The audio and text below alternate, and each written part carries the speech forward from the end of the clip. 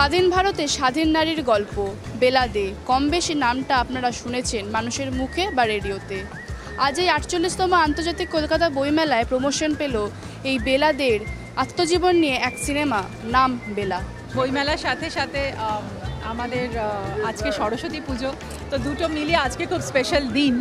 আর তার সাথে সাথে এরকম একজন আইকনিক ক্যারেক্টার বেলাদের প্রেস কনফারেন্স এবং ওনার বই আমাদের জীবনের একটা বড় জায়গা জুড়ে আছে। এবং আমাদের থেকেও বড় কথা আমাদের মায়ের মাদের, তারা বেলাদের সঙ্গে অনেক বেশি অ্যাটিউন্ড।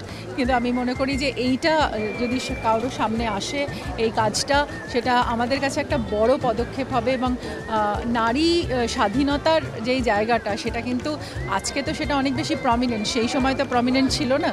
কিন্তু এইরকম বেলাদের মতো মহিলারাই কিন্তু সেই জায়গাটা অনেক বেশি অগ্রগতি করেছেন। আমার মনে হয়েছিল বেলার যে লাইফটা, সেই গল্পটা, সেটা সবার জানা দরকার।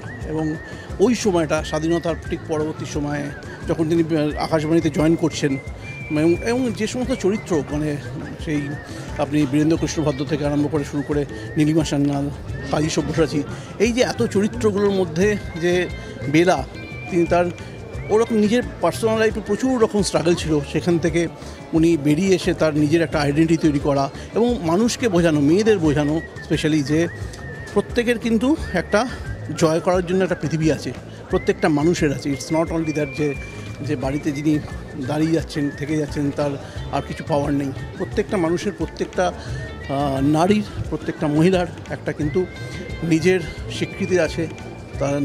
তারাও নিজেকে ভালোবাসতে পারে, তারাও কিন্তু পৃথিবীকে জয় করতে পারে। সেই রকম একটা বিষয়কে তুলে ধরা পর্দা এবং সেই রকম একটা মহলের একটা চরিত্র, সেই চরিত্রটাকে বাস্তবে ফুটিয়ে তোলা, পর্দায় ফুটিয়ে তোলা, সেটার একটা অন্যরকম ভালো লাগা আছে, যেহেতু আমি এই ধরনের চরিত্রগুলো করতে পছন্দ করি।